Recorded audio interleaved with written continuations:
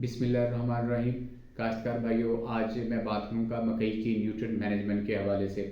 Nutrient management में सिर्फ खादों का डाल देना ही काफ़ी नहीं होता, बल्कि ऐसे तरीके से या ऐसे इकदाम या ऐसे डिसीजंस करने से भी इसका ताल्लुक है जिससे हमारी ज़मीनों में जो डाली गई खादें हैं उनकी रिकवरी जो है वो बेहतर हो। दुनिया जहान में जो रिकवरी है वो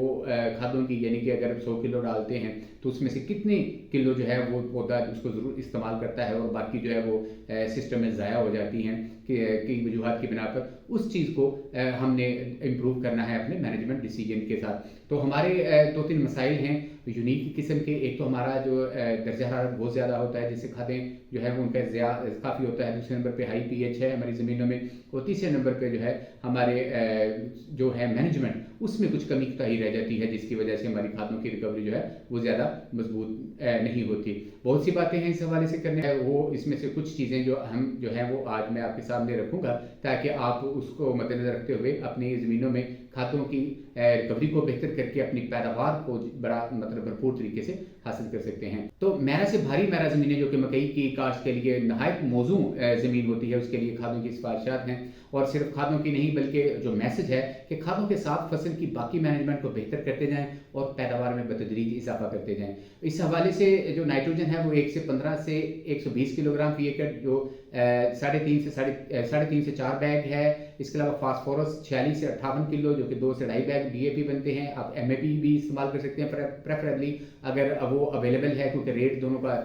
इस वक्त वो एक जैसा है, तो अल्टरनेटिव दोनों इस्तेमाल किए जा सकते हैं। इसके अलावा पोटाशियम है, पोटाशियम 50 से 62 किलो, जो कि 2 से 2.5 बोरी एसओपी बनती है। हमारे इलाके में हमारे खिते में जो है एसओपी इस्तेमाल करना इसलिए बेहतर है कि इसमें सल्फर एडिशनल ऐड हो सकती है होती है ज़मीन में, जबकि एमओपी जो है उसमें क्लोरीन होता है। क्लोराइड आयन जो है हमारी ज़मीनों में जाके ऐसे नमकियात, ऐसे मरकबात बना देता है जो कि ज़मीन में हल पजीर नहीं होते, जिससे हमारी ज़मीनों में नमकियात की शरह मज़ीद बढ़ सकती है। तो अगर नामियाती मादा आपकी ज़मीन में 1% से ज़्यादा है तो इन सिफारिशात में से 10 से 15% जो खादें हैं वो कम की जा सकती हैं।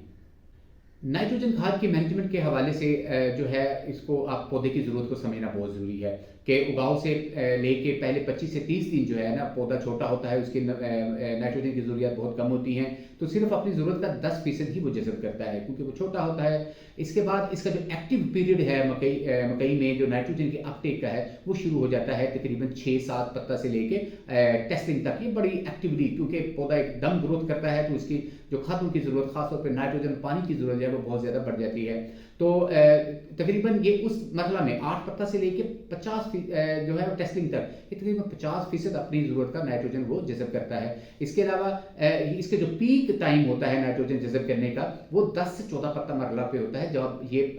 फसल जो है अगर अच्छी फसल स्टैंड मौजूद है, मैनेजमेंट ठीक है, तो ये 3.5 किलोग्राम नाइट्रोजन या 7.5 किलोग्राम यूरिया फी दिन के हिसाब से वो अपटेक कर सकता है। इसके अलावा जो इसका ग्रेन फिलिंग का पीरियड है मकई के पौधे में नाइट्रोजन का 25 से 30% इंतजाम जो है वो दाना बनने के अमल के दौरान होता है। तो अब आपने इसकी ज़रूरत को समझा, तो अब हम देखते हैं कि कब कब हमें ये खादें डालना चाहिए। तो नाइट्रोजन की जो पहली किस्त है वो जो यूरिया की शक्ल में हमने देनी है वो आधा बैग जो है वो 4 से 5 पत्ता मरला पर दें, क्योंकि अर्ली स्टेज में हमने डीएपी डाली होगी या एमएपी डालते हैं तो वो उसमें से भी कुछ फीसद जो है वो नाइट्रोजन मिल जाती है जो अर्ली स्टेज के लिए काफ़ी होती है। तो आधा बैग, पहली जो किस्त है आधा बैग 4 से 5 पत्ता मरला पर डालें। दूसरी किस्त जो है वो 1 बैग 8 पत्ता, क्योंकि ये वो मरला है जब ये भरपूर जो 7 से 8 पत्ता मरला इसको कर सकते हैं जब ये भरपूर अपनी ऑफ टेक करने जा रहा है पौधा अपनी ग्रोथ को, तो उसको बहुत भरपूर ज़रूरत है। फिर इसके अलावा पीक वो जारी है अपटेक की, तो 1 बैग आपने 12 पत्ता मरला पर डालना है और जो 1 बैग है वो टेस्टिंग से चंद दिन पहले ये इसके बाद जो इसकी चौथी डोज है ये ऑप्शनल है। ये ऑप्शनल इसलिए है कि जैसे मैंने आपको बताया कि ये 25 से 30% जो है वो इसकी नाइट्रोजन अपटेक जो है वो ग्रेन फिलिंग पीरियड में भी होती है, तो उस वक्त भी हमें एक सस्टेन्ड सप्लाई चाहिए, यानी कि मकई की जो नाइट्रोजन की ज़रूरत है वो उगाव से लेके एंड दाना पकने तक वो जारी रहती है। तो हमने उसको सस्टेन्ड सप्लाई करने के लिए, ताकि जो ग्रेन हमारा दाना जो वो मोटा हो, उसमें जो है आप आधा बैग यूरिया जो है ये पॉलिनेशन से 15 दिन बाद डाल दें, तो ये एक अच्छी मैनेजमेंट डिसीजन हो सकता है। आपकी जो पैदावार में 2-4 मन जो दानों में इजाफा जो वो मुमकिन है। अगर 8 पत्ता मरहला और 12 पत्ता मरहला पर यूरिया की जगह ज़बरदस्त यूरिया जो कि जिंक कोटेड यूरिया होता है, बायो एक्टिव है,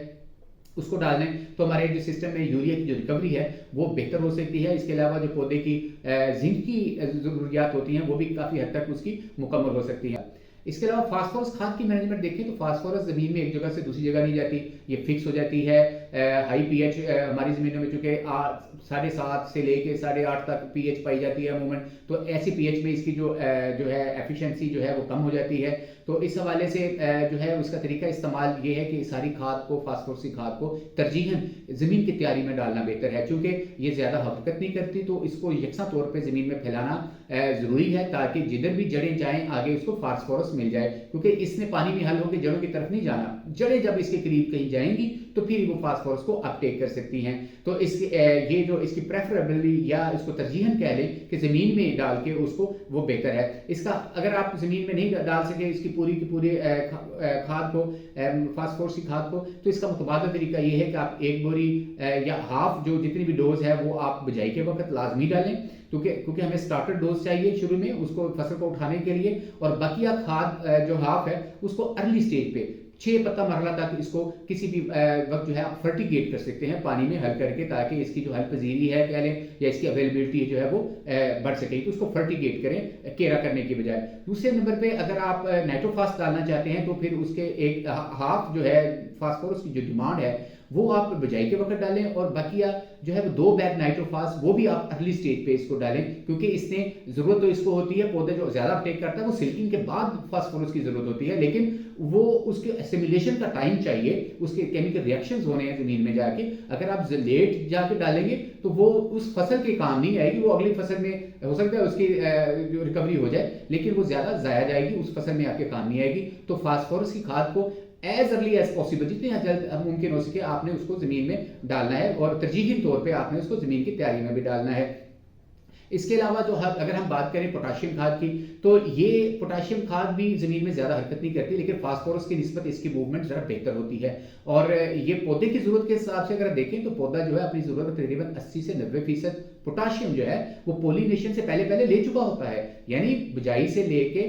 जर्मिनेशन से लेके पोलिनेशन तक वो जितना उसने जज़ब करना होता है अपनी पूरी ज़िंदगी में उसका 80 से 90% जो है वो अपटेक कर चुका होता है। तो इसको भी अर्ली स्टेज पे डालना नहायत ज़रूरी है, और जो आजकल लिक्विड पोटाश या जो लेटर स्टेजेस पे जो डालने का जो रुझान है वो उससे इज्तनाब करें, वो आपके पैसे का ज़िया है और आपकी जो रिकवरी है वो बहुत कम होगी। तो इसका जो तरीका इस्तेमाल है वो भी प्रेफरेबली तरजीही तौर पे आप इसको बिजाई के वक्त डालें, और बिजाई के वक्त सारी की सारी इसकी डोज है बिजाई के वक्त डालना, ताकि इसको भी यकसा तौर पे ज़मीन में फैलाया जा सके, और क्या उसे कहते हैं कि उसकी अवेलेबिलिटी जिधर भी पौधे की जड़ें जाएं आगे उसको पोटाशियम खाद मिल जाए। इसके अलावा आधी पोटाशियम अगर ऐसा मुमकिन नहीं हुआ, आप नहीं डाल सके, तो इसका जो मुतबादल तरीका वो ये हो सकता है कि आप आधी जो है वो पोटाशियम वो ज़मीन की तैयारी में डालें, और आधी जो है हर सूरत 6 पत्ता मरना से पहले उसको अप्लाई कर दें। तो इस हवाले से जो है ये पोटाशियम की मैनेजमेंट वो इसका जो पीएच के साथ ताल्लुक है वो ना होने के बराबर है, यानी कि हमारी हाई पीएच है, लेकिन हाई पीएच जो है वो पोटाशियम की अपटेक पौधों को वो मुतासर नहीं करती। तो इसमें जो की रोल इसका जो है वो पोटाशियम की मैनेजमेंट में वो पानी का है। अगर फसल को पानी का सोखा आता है तो इसकी अपटेक जो है वो मुतासर होगी, या पानी जो है वो गैर ज़रूरी तौर पर बारिशों का या किसी वजह से वो 48 घंटों से ज़्यादा हमारे खेलियों में खड़ा रहा, हमारी फसल में खड़ा रहा, तो इसकी अपटेक जो है वो मुतासर हो सकती है, इसकी रिकवरी जो है वो कम हो सकती है। इसके अलावा जिंक खाद की मैनेजमेंट की बात करें तो इसकी अलामात 2 से 8 पत्ता के दरमियान ज़ाहिर होती हैं, और रेतली ज़मीनें जो होती हैं उनमें जिंक की कमी हो जाती है, और रेती ज़मीनों में पोटाशियम की कमी भी अमूमी पाई जाती है, क्योंकि ये पोटाशियम पानी में निस्बतन हल्पजीर होती है, और ये अब जो है वो लीच डाउन हो जाती है। इसमें जो रेती ज़मीनों के हवाले से वो नाइट्रोजन, पोटाशियम और जिंक, ये इनके जो ज़िया है वो लीच डाउन होने की वजह से काफ़ी ज़्यादा होता है। अच्छा, इसका जो तरीका इस्तेमाल है जिंक का वो 21% जिंक सल्फेट जो है भाई साहब 10 किलोग्राम, या 33% वाला जिंक सल्फेट भाई साहब 6 किलोग्राम फी एकड़ बिजाई के वक्त डालें। लेकिन चूंकि इसका जो होता है फास्फोरस के साथ एंटागोनिस्टिक इफेक्ट है इसका, अगर फास्फोरस की शरह ज़्यादा है तो जिंक का अपटेक जो है वो मुतासर होने का खतरा होता है, लेकिन ये वहाँ पे होता है जहाँ पे ज़मीनों में फास्फोरस की शरह एक ज़्यादा हो। लेकिन हमारी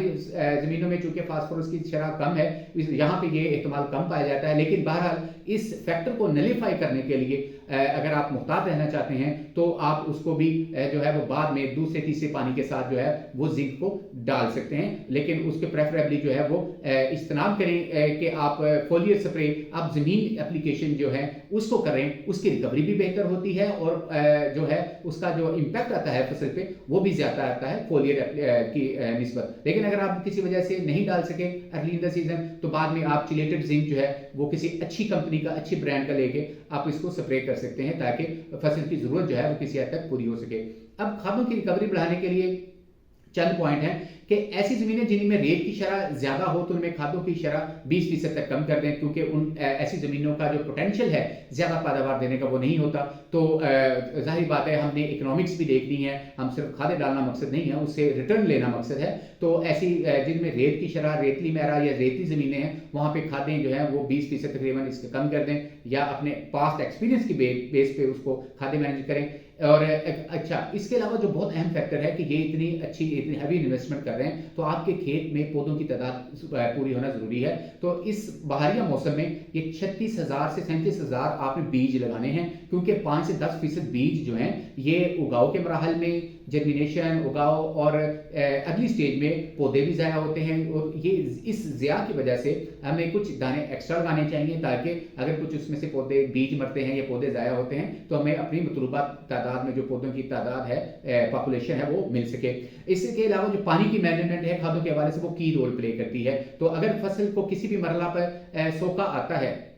या गैर जरूरी तौर पर पानी खड़ा रहता है तो आप समझ लें कि आपकी खादें ज़ाया जा रही हैं और इसको आपकी रिकवरी जो है वो मुतासर होगी। तो पानी की मैनेजमेंट यानी कि उसको मुनासिब बदतर हालत में रखना, मुनासिब हालत में रखना जरूरी है। सोखा नहीं लगने देना किसी भी मरला पे, खासतौर पे जर्मिनेशन, ग्रैंड ग्रोथ यानी कि 8 पत्ता से लेके 14 पत्ता मरला तक और पॉलिनेशन के मराहल में ये जो है ये इसका बहुत अहम फैक्टर होता है। इसके अलावा अगर ज़मीन में मुनासिब नमी बरकरार रहे और मौसम निस्बतन ठंडा हो तो यूरिया जो नाइट्रोजन आहिस्ता आहिस्ता जो खारिज करता है नाइट्रोजन को, वही बात कि अगर हम उसको मुनासिब बदतर हालत में रखेंगे, ज़मीन को थोड़ा सा ठंडा रखेंगे तो हमारी जो यूरिया है उसकी एफिशिएंसी बढ़ जाएगी। अगर सोखा लगता है या पानी ज़्यादा खड़ा रहता है तो वो लीच डाउन होगा या हवा में बुखारात बन के हमारी नाइट्रोजन जो है वो ज़ाया हो जाएगी। इसके अलावा एक अहम चीज़ जो फार्मर हज़रात अक्सर देखते हैं मतलब उसका कंसर्न होता है वो प्लांटिंग मेथड का होता है। आमतौर पे कहते हैं कि अगर हम फास्फोरस और पोटाशियम खाद को नीचे ज़मीन में डालें तो जो कोठे बनाए जाते हैं या खेलियाँ बनाई जाती हैं उनमें ये कुछ परसेंटेज जो है खाद का आता है ऐसे दरमियान में कोठों के दरमियान में जहाँ तक जड़ों की रसाई नहीं होती और हमारी जो खादें हैं वो ज़ाया होने का एहतमाल होता है। तो उस हवाले से गुजारिश ये है कि आप खेलियाँ अगर आपने बनानी है तो 2.25 फुट के फासले पर बनाएं और उसकी शक्कर गरबन खेलियाँ बना के इस मौसम में जुनूब की सिमत जो है वो बिजाई करें। इसके अलावा अगर कोठों में काश्त करना मकसूद है तो तरजीही तौर पे आप जो है ये शुमाल जनूबन कोठे बना के उसके शर्कन गरबन बिजाई करें और ये कोठे जो हैं आपके ये 3.5 फुट चौड़े होने चाहिए। 3.5 फुट कोठे का मकसद ये मतलब ये है कि जो वो फाले जिन्होंने खेलियाँ निकालनी हैं जो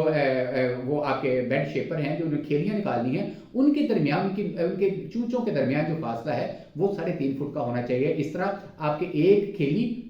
और एक बेड का जो टॉप है उसके दरमियान जो फासला है वो 3.5 वो मिला के 3.5 फुट का होगा। तो ये सिर्फ बेड टॉप 3.5 फुट नहीं करना बल्कि इसमें एक खेली शामिल होगी और एक बेड टॉप जो है वो उसमें शामिल होगा। तो इस तरह हमारी जो खादों की जो रिकवरी है अगर हम इस प्लांटिंग मेथड को करें तो हमारी खादों की रिकवरी जो है वो बेहतर हो सकती है। इसके अलावा जो लॉन्ग रन में मुस्तकबिल में हमें खादों का रेट कम करना है या खादों की रिकवरी बेहतर करनी है तो हमें फसलों की ट्यूनिंग करना पड़ेगी। ट्यूनिंग कैसे कि हम फसलों के हेर फेर को बनाएं, एक से ज़्यादा फसलें एक ही 2-3 फसलें ही बार बार ना लगाएं बल्कि उनमें खासतौर पर फलीदार अजनास को ज़रूर शामिल करें, बरसीम, लूसन और इस तरह की जो उनको लाजमी लेके आएँ। इसके अलावा अगर फसलों के दरमियान कहीं आपको वक्फा मिलता है 1-2 माह का तो उसमें ये लाजमी तौर पे कोई ऐसी फसल का छटा दे दिया करें जो ज़्यादा झाड़ बनाता है, वो फलीदार भी हो सकती है, वो घास फैमिली से भी उसका ताल्लुक और जबी भी हो सकती है, बाजरा हरवा उसका जंतर हरवा हो सकता है, ताकि